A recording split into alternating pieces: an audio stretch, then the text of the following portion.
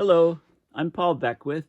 So this video is a follow-up from the video where I was out in my backyard with in the rain with Newton, talking about the highlights of the and the importance of the new paper out recently called Heat Stored in the Earth System 1960 to 2020, Where Does the Energy Go? This paper was it's open source, so you can just Google the title and find it. It was just published online on April 17th, which is precisely 2 days ago. And it talks about the Earth Energy Imbalance, EEI, okay? And this is something that is worth remembering, the acronym and what it is and what it means. Because basically, if you're at the top of the atmosphere, it's the energy in to the Earth system minus the energy out. And it's as simple as that. So because more energy is coming in than is going out, then the Earth is heating. So it's a fundamental metric. It should be discussed by everybody, known widespread in the public, because as long as that number is positive, the Earth is warming. The more positive the number is, the faster the Earth is warming. And this value has been accelerating and accelerating. And it was first really discussed in a sort of a landmark paper in 2020. So this paper I'm talking about that was just released a few days ago is the updated version, and not only does it look at the EEI, the imbalance, how big it is, it looks at how the imbalance has increased, and it also looks at how the energy is distributed in the Earth systems. So how much goes into the oceans versus the atmosphere versus the land versus the cryosphere, the frozen water sphere, and also really the biosphere, but it doesn't specifically, that's a small component, but photosynthesis is energy taken into, and added. That energy is embodied or stored in living beings, whether they be plants or animals. Okay, so this is a crucial paper, and there's some crucial numbers associated with it, and I talked about it in the rain with Newton, but he wasn't very attentive. He was more interested in chewing his stick, so let's talk about it more with the paper in front of me. Okay, so heat stored in the Earth system, 1960 to 2020, where does the energy go? Okay, this is the most, so here we are, this came out April 17th, 2023, but it's only, it's extensive people, extensive information. This is the most recent we have to 2020. Of course, we know that what's happened since 2020. Okay, so the first point is that there's Carina von Schuckmann is the lead author, and she's with the Mercator Ocean International, Toulouse, France, and she's the lead author of the paper in 2020 as well. There's 61 authors, and so we got France, we got Germany, Austria, California, UK, Canada, Beijing, China, Qingdao, China, Vienna, Austria, more Germany, Japan is a new one, Bergen, Norway, okay, the Netherlands, another Norway, more China, Nova Scotia, that's in Canada, by the way, Australia, okay, Switzerland, Scotland, so basically all over the world. Okay, this is an effort of people all over the world, and we determine the Earth energy imbalance two different ways. One is a bottom-up method, the other is the top-down method. So let's look at the paper. So what are the key findings? Why is this such a big deal?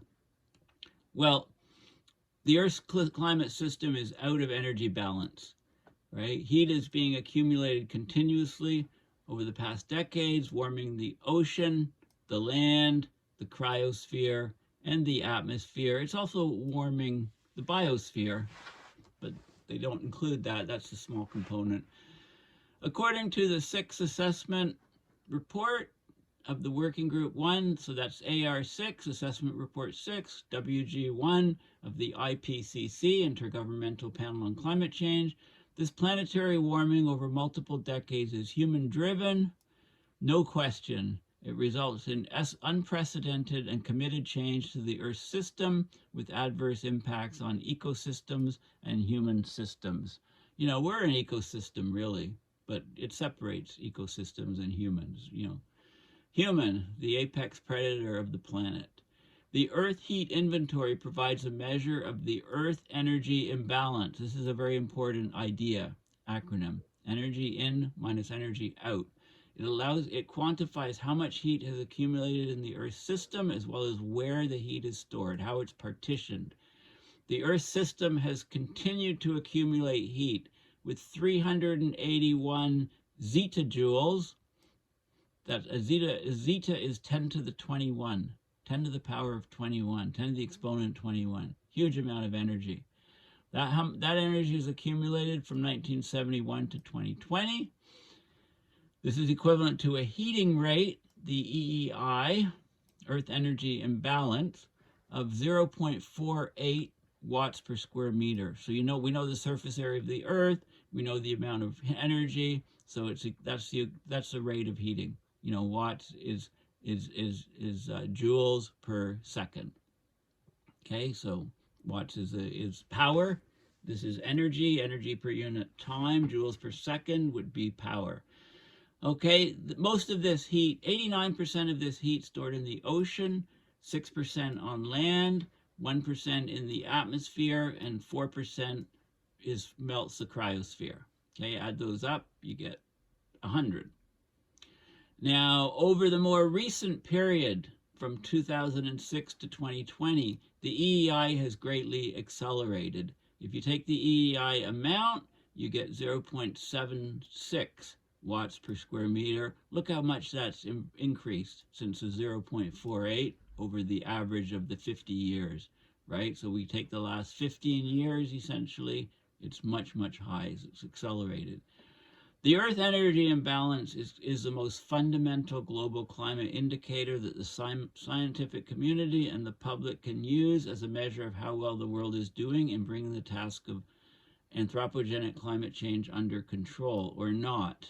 Okay, so this is something to keep in mind. This parameter is crucial. It's more crucial than temperature, global average temperature, or amount the ice caps are melting, or amount the oceans are heating, because it incorporates everything, right? And this indicator is highly complementary to other established ones, like global mean surface temperature, as it represents a robust measure of the rate of climate change and its future commitment. So the Earth Energy Imbalance idea or parameter should be in Paris Agreement's global stocktake based on the best available science.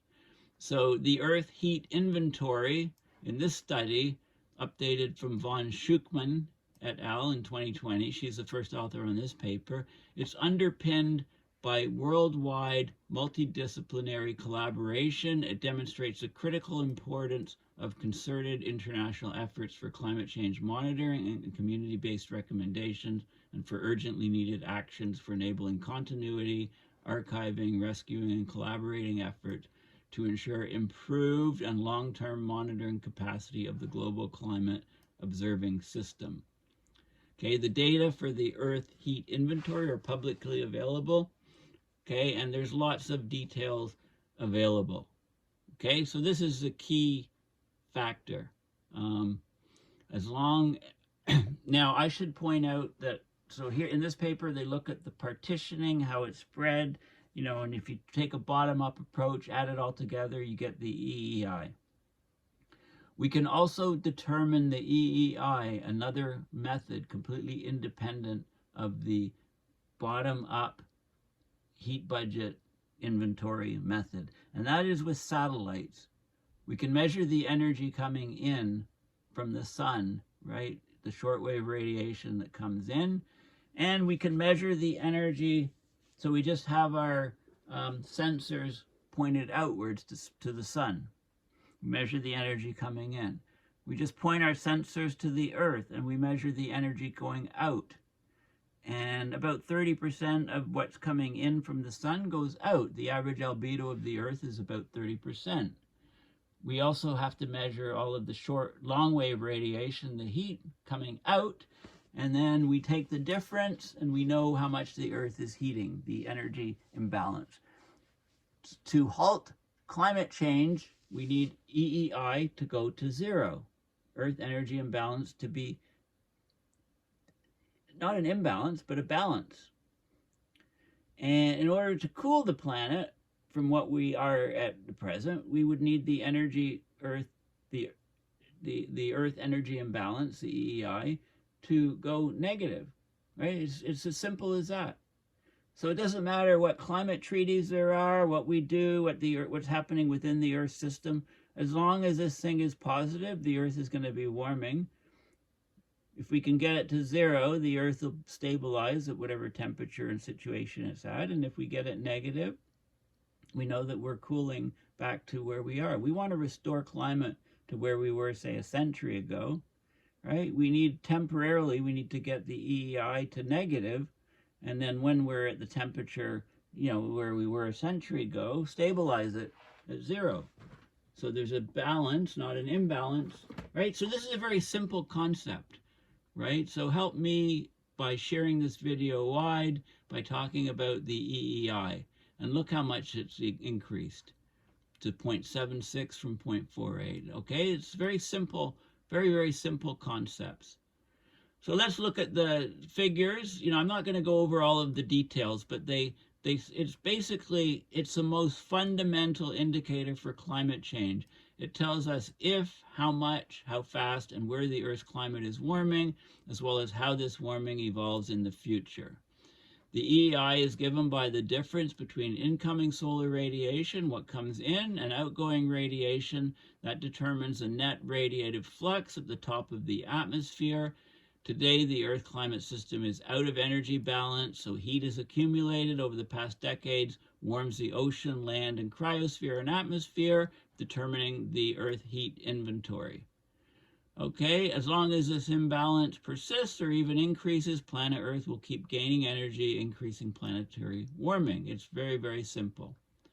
Today, the EEI can be best estimated from the quantification of the Earth heat inventory, complemented by direct measurements from space.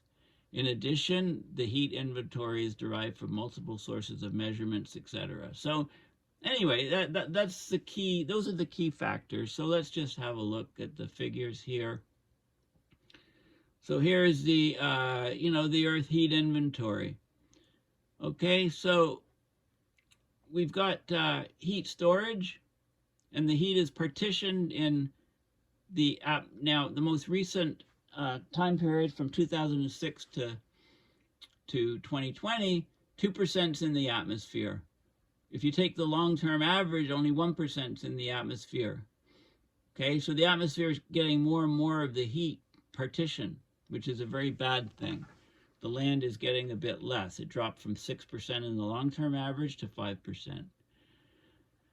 The cryosphere, 4%, that's melting all the ice, and the ocean, 89%. When all the ice is melted, where do you think this is going to go, this 4%? It's going to go to add to the atmosphere, add to the ocean heating, add to the land heating, right? There will be no more ice to melt, right? This number will drop. So we got the heat stored, we got a total heat gain of the Earth's energy imbalance. So we've got the Earth, and the Earth is gaining energy. This is anthropogenic climate forcing is causing the Earth to gain more and more energy. And that affects a whole bunch of things in the Earth system. Okay, it increases, so this is the atmosphere. Atmospheric temperature goes up, more water vapor in the atmosphere. That drives more, the atmospheric circulation changes. There's more convection, rising air. There's more weather extremes. These are all in the atmosphere.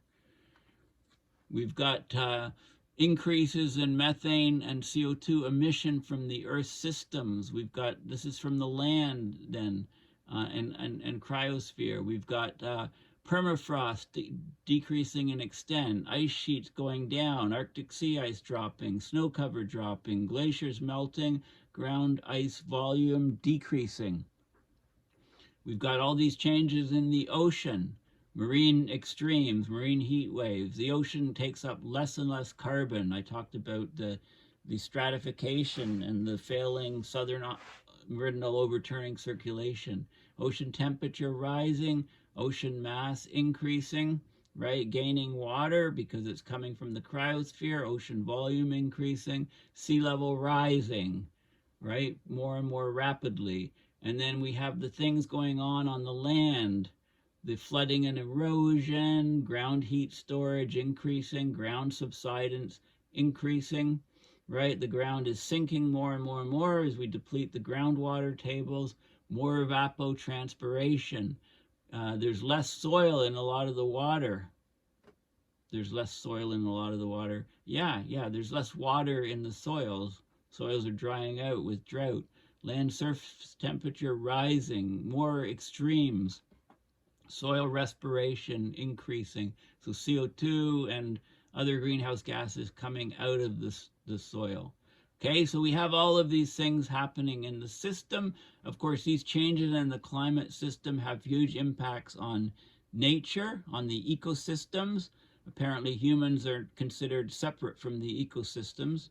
Impacts on the human systems, right? Just so that people understand, because a lot of people probably don't realize they're part of the ecosystem.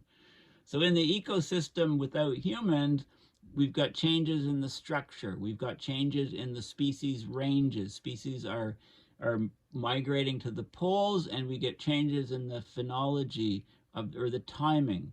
So when the buds come out versus when pollen is put in the air, certain types of insect swarms, etc., occur at certain times of year, and then the birds eat them, and if the timing is off, then we get species mortalities and extinctions.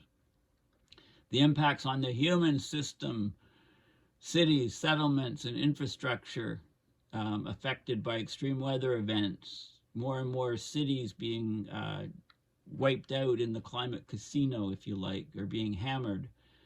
The hell, what are the most recent cities? Well, let's see. I think not Fort Lauderdale. Fort Lauderdale? No, not Fort. In Florida, right? All the flooding.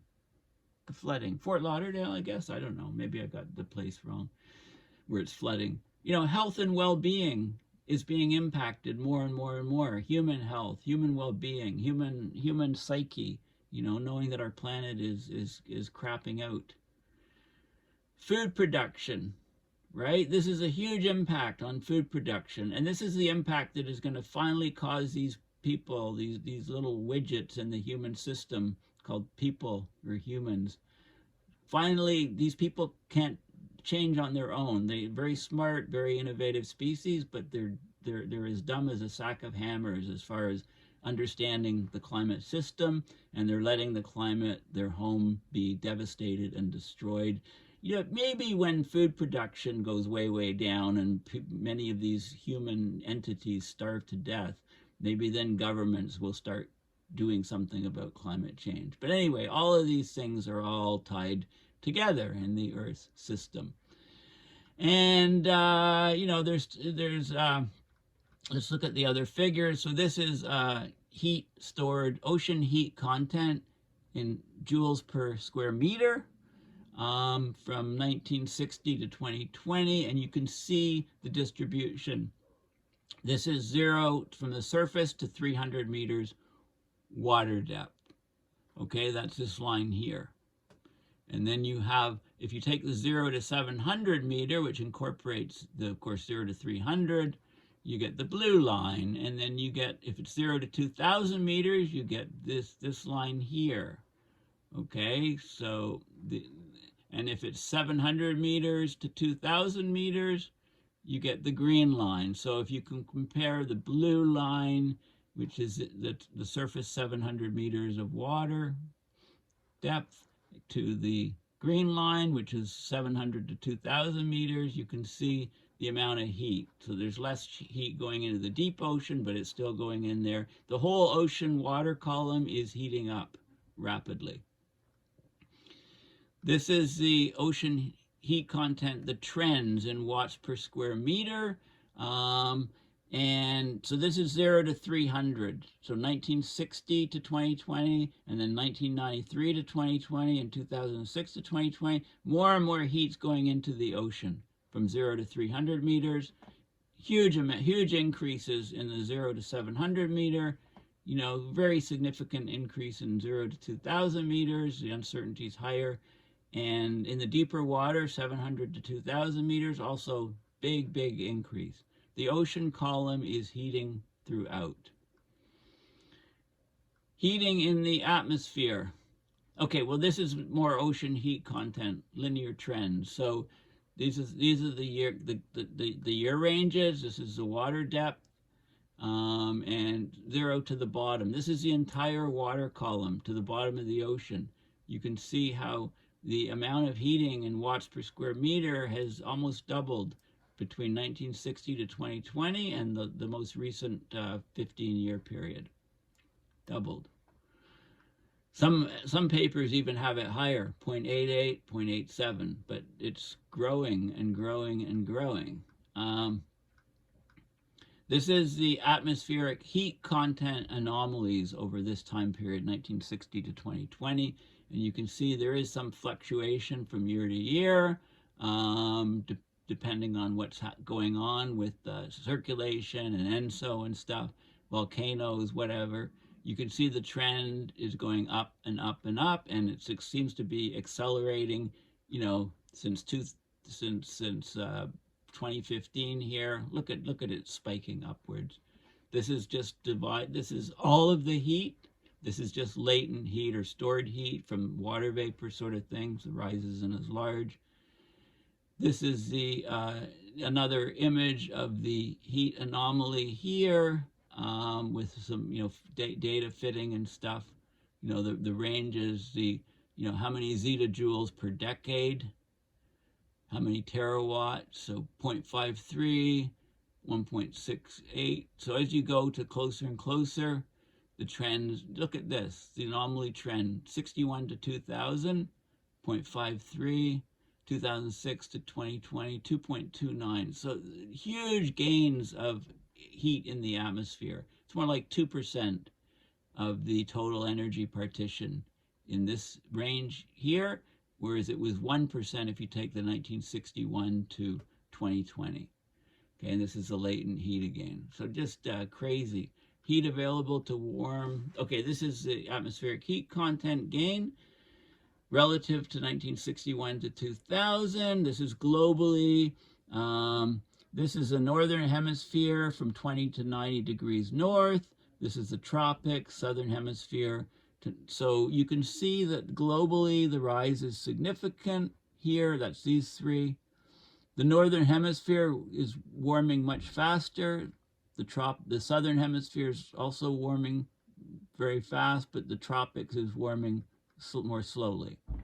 Okay, and this is this is total atmospheric heat content, and this is latent, so it's stored heat in the water vapor, etc.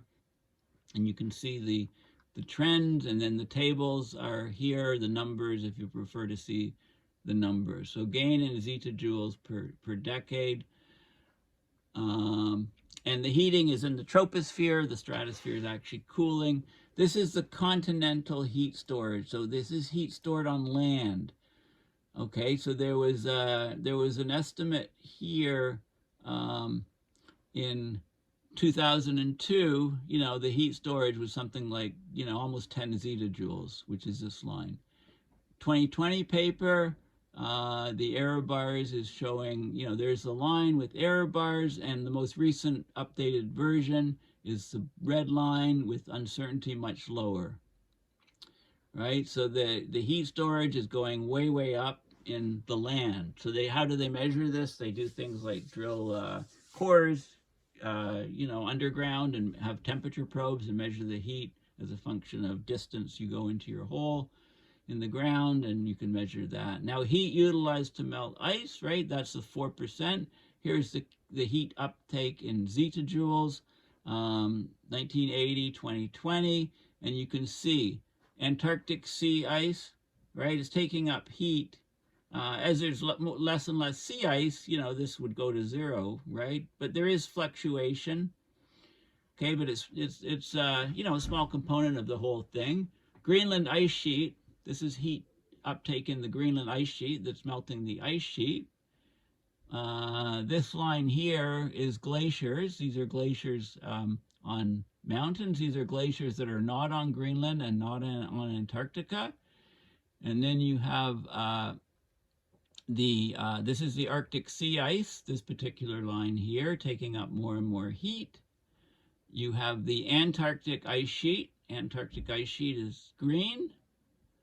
Okay, and then you get the total of all of these things added together, and you get this sort of line. So there's more and more heat uptake, which is causing melting of ice, and you can plot heat uptake there, but you can have a scale here of mass loss, because we know how much heat is required to melt ice. So this scale, so if you read these numbers here, that's the zetajoule heat uptake. You can also see this as being more and more mass loss in teratons of ice lost.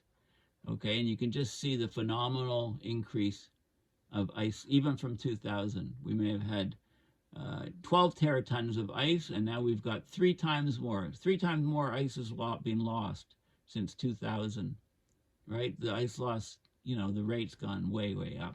We're just, I mean, these things, this is some of the components where the data is coming, periods are covered, period covered, etc.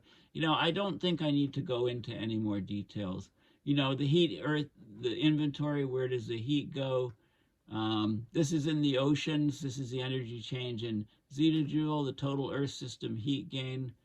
So this is the total Earth system heat gain in zetajoule. 1 zetajoule is 10 to the 21st joules relative to 1960. And so it's from 1960 to 2020. Okay, so the atmosphere was 1% if you take the average of the whole thing, and now it's 2%. Okay, the land was 6%, but now, it's about 5% in the more recent numbers. This is the ocean below 2,000 meters, right? It's absorbing similar amounts to the land. This is the ocean from 700 to 2,000 meters, big chunk. This is the ocean from 0 to 700, surface to 700 meters deep there. And this would be the ocean from 0 to 300 meters. Okay, so huge amounts of energy being gained in the entire system. And these are the sort of uncertainty levels, if you like. Okay, these are the error bars or the variability. So we're right here. This is the uncertainty. Okay, there's a lot over here, but it's tightening up. Right, we're getting more, we're understanding more and more, and the data is all available for all of this. So what do we conclude? The Earth heat inventory is a global climate indicator that integrates fundamental aspects of the Earth system under global warming. The Earth heat inventory provides the best available current estimate of the absolute value of the Earth energy imbalance. It enables an integrated view of the effective radiative climate forcing. Its quantification informs about the status of global warming in the Earth system as it integrates the heat in the pipeline that will ultimately warm the deep ocean and melt ice sheets in the long term. The Earth heat inventory reveals how much and where surplus anthropogenic heat is available for melting the cryosphere and warming the ocean, land, and atmosphere, which in turn allows for an evaluation of associated changes in the climate system. It's essential to improve are to regularly monitor this, and all our policies, etc., are ineffective if we don't reduce that Earth energy imbalance. As long as it's positive, we will have more and more heating. It talks about the partitioning of where the heat is stored. We need it in the Paris Agreement, global uptake, to monitor this. It's a much better indicator than this 2 degrees Celsius or 1.5 degrees. And they might very well get away from this 2 and 1 because we're already passing 1.5. The 2 degree, they'll go to Earth inventory so that they don't have to be embarrassed about these numbers being blown out. But we're smarter than that. We can always know and look. So this is another image. The Earth okay, so we've got 2 time scales, 2006 to 2020, the most recent, and the 1971 to 2020 50-year time scale. Okay, so the ocean's 89%, the cryosphere 4%, the land, the atmosphere, the land was 5% in the most recently, and the atmosphere was 2% most recently. And that was an increase from 1% to more and more energy is going into the atmosphere, more and more fraction of the total. And that's what we experience with our weather changes and climate. When we talk about climate change, most people just think of the atmosphere changes. Land, slight reduction. Total heat gain, 381 zetajoules. So we have incoming solar radiation. We've got outgoing. In the last 15 years, it's equivalent to 0.76 watts per square meter. Whereas if you take the longer term average, it was only 0.48. So the Earth energy imbalance is getting worse and worse and worse. And then for the ocean, they partition it into the surface ocean, the mid-ocean, and the deep ocean. Okay, so that's a key figure. And so that's basically it. So those are the key things.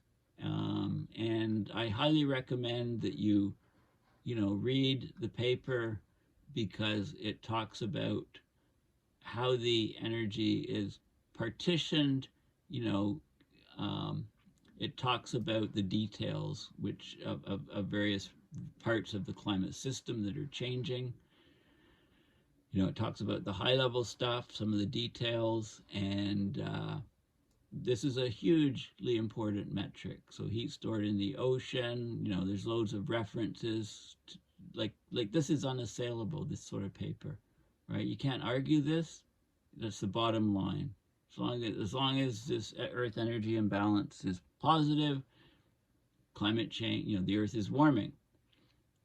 As long as, when it increases and increases and increases, 0.48 to 0.76 is a huge increase. If you have a shorter, more recent time period than a longer average, so it's worsening and worsening and worsening. Doesn't matter what the treaties do or say, doesn't matter, what people say.